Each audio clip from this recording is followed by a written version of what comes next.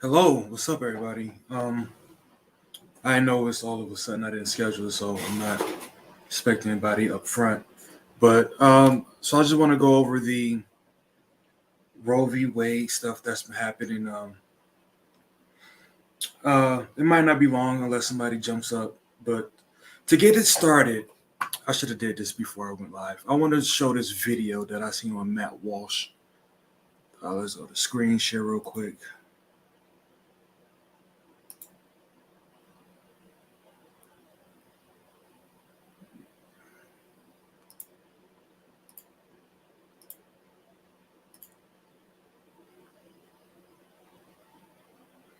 All right, so this is a video by a Virginia, I think it's West Virginia legislator, but her name is Kathy Tran, and she is in this video discussing a bill that she tried to get passed. I'm not sure if she got it passed because this is, I think, from 2019. But what she said is quite off, I might say. But let's go.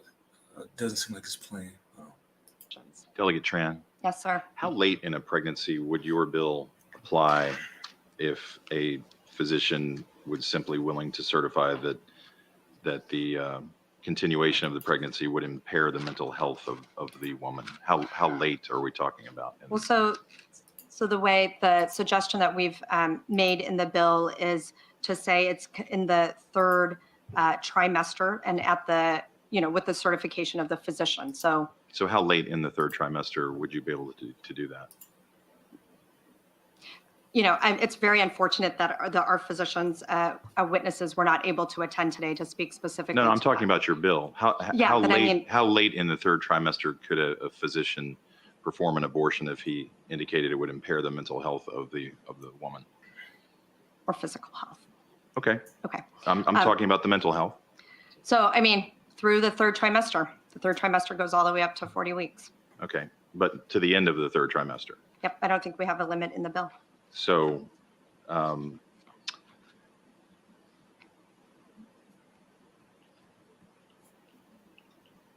where it's obvious that a woman is about to give birth, she has physical signs that she is about to give a birth, would that still be a point at which she could request an abortion if she was so certified?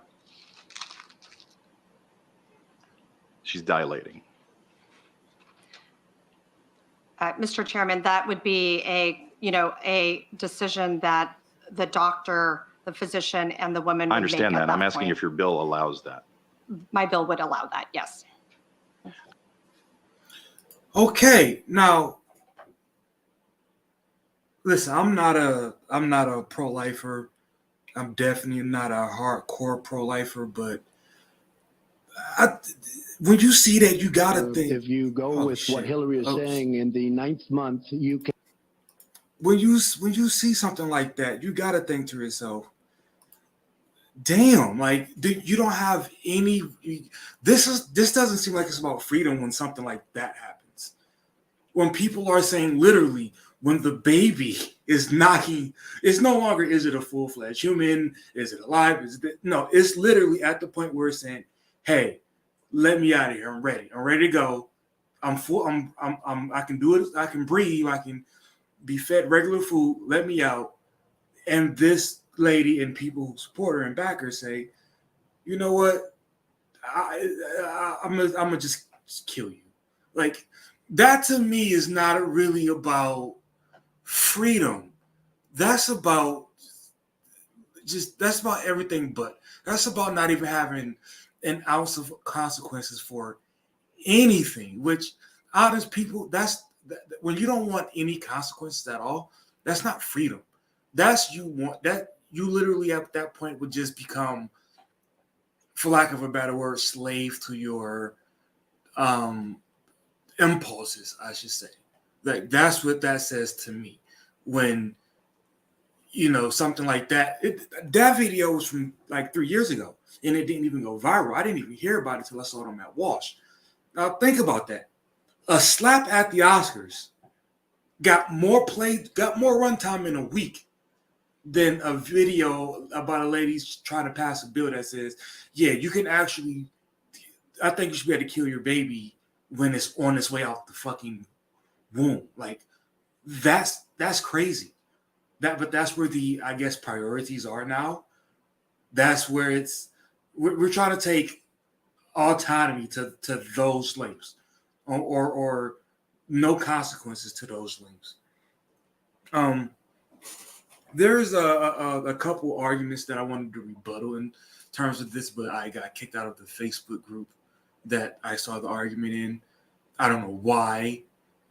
Honestly, I don't. I usually do know why, but I don't know why. So I'm just going to try to wing a few of them off the top of my head. One argument that I remember that really bugs the hell out of me, which is probably why I remember it. But it says they showed a picture. The picture something goes like, you know what we should do to get rid of to help keep babies from dying or something like that. It was, that rebuttal to abortion. They say, let's give men vasectomies, force them to have vasectomies until they're financially responsible. That's what it was, till they're financially responsible. Okay, here's the problem with, there's two things I can think of with that argument immediately, which people, if this is your argument, you really need to stop saying this because it's the most ridiculous argument ever. Okay, first of all, when you say until it's financially viable, listen, we live in a country where child support, they will take it if you aren't even making any money. So literally, according to you and your practices, I'm already at all times financially viable to have a baby because you will take money that I'm not even fucking earning. So that's that. So even $1 is like, yeah, I'm financially viable, or a job at all is I'm financially viable because again, you will allow the child to be born to someone and allow them to keep it, right? So at any dollar amount, I'm viable. Your argument is rendered pointless at this point, at this moment. The most important one that I can think of, okay, hear me out. When you say men should be forced to get vasectomies, here's what you don't realize, what you're not paying attention to. Okay, you start being able. The moment you start being able to produce children as a man is when you're at your absolute brokest and you're least skilled, which is like 12, 13 years old. So not only do you want to say, hey, we want to kill babies, but also your alternative is let's hold 12 and 13-year-olds down, strap them to a bed, and cut at their genitals, despite already doing it at their first day of life. Dude, you're not helping your argument, smartass. You're not helping your position at all. Both positions that you hold at this current point is fuck adulting. Let's force kids and babies to do something. And this is one of those moments where you're making me defend something that I don't even care to be related to. Again, I'm not a pro-lifer, but I know they have the right stance in the argument. Moving on to something else. When they say they try to link the willingness to help with their child, or otherwise you shouldn't have a thing about abortion or a say. Listen, I know why, and I'll get to that. But here's the thing: you got to understand, it's not everybody. When you put 100% of adult Americans into what is that? Into a circle or a group. It's not you draw a line and then you have people going pro-life, people going pro-choice. Some of us I don't really give a fuck. I honestly, when you want me to weigh in on this, I just want the ability to walk away since you got the ability to kill it. That's it. That's the only position I really hold. So when you tell people who are pro-life that, you have to come up with more programs, even though we already have a fucking welfare state as is, you're telling us, you have to come up with these extra programs because the one we have aren't enough. Well, hold on. Who's going to pay for that? So you're going to tell them to come fuck with me because they're fucking with you. You're not making this any easier. You're not. You're making me hate your side even more because it's like, no. You take that up with them. Don't try to bring me in on this because that's exactly what's going to happen. Keep it between you two. And by the way, ladies, listen. Dudes like me, when this argument will come up, we tried to make it as we tried to help in a way, and let me explain. Again, my stance was simply allow me walk away. You remove stuff like automatic child support and stuff like that. I will absolutely give you my vote to keep abortion, blah blah blah, whatever. But now we're here, and you've been saying "fuck me" all this time. Well, now it's "fuck you" too. So if this does get overturned at the federal level, you best believe when it comes down to the state level, and they give me that vote to ban it, I'm banning all the way. Help me, then I'll help you. Until then, is go fuck yourself. Ban that shit. All right. Oh yeah, and to address the part where I understand where they saying you're not willing to help. Listen, whether it's a desperate situation or just a casual situation, let's just say it's like literal, right? Not just passing of bills and all that stuff. Let's say literally, you're in the operating room or the abortion room, and pro-lifer walks in. Hey, no, we're not killing it, right? And then instead of killing it, you just fucking give birth to it. To do that and then have the baby sitting there crying on the fucking table, you go, I saved it. And then you walk the fuck out. Well, you didn't do anything. You just moved the problem somewhere else. You did nothing.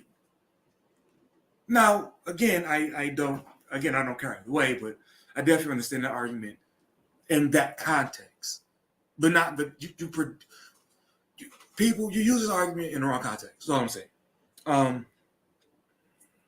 Let's jump to something from Dennis Sterling. For those of you who don't know him, he just type in Dennis Sterling with no G. I think that's the name of his channel, Dennis Sterling with no G on Sterling.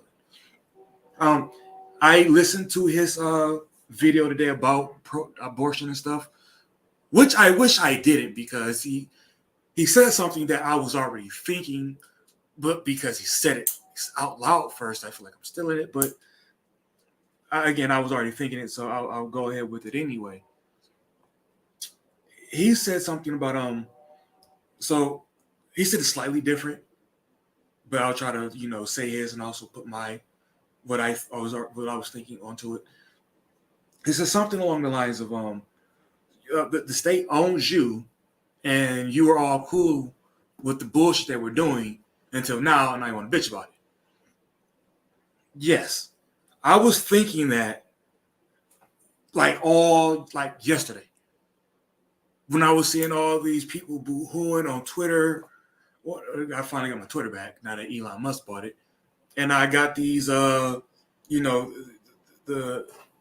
male feminists talking they shit, and it's like free. Did y'all really think that the government would only fuck with us?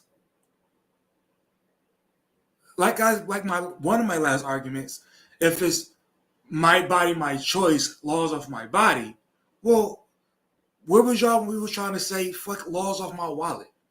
My wallet, my choice. Y'all was talking mad shit. And now that y'all see that they've gone the other way, you kind of just like, oh, what the fuck? This isn't supposed to happen. They're not just going to fuck with one group of people. They're going to go where it's convenient for them. Now, some people say it's because they want to heighten the birth rate or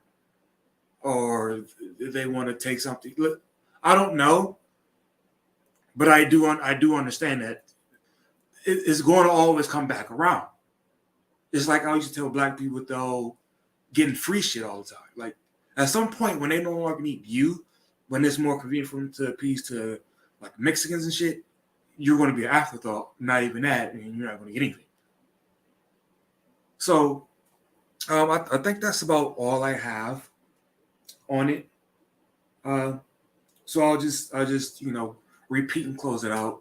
Listen, I'm not a pro-lifer. I'm not a pro-choicer. Any dog I would have in this fight is let me walk away from this fucking kid too. I looked up the laws on safe havens, and I didn't see any laws where the fathers were able to use safe havens.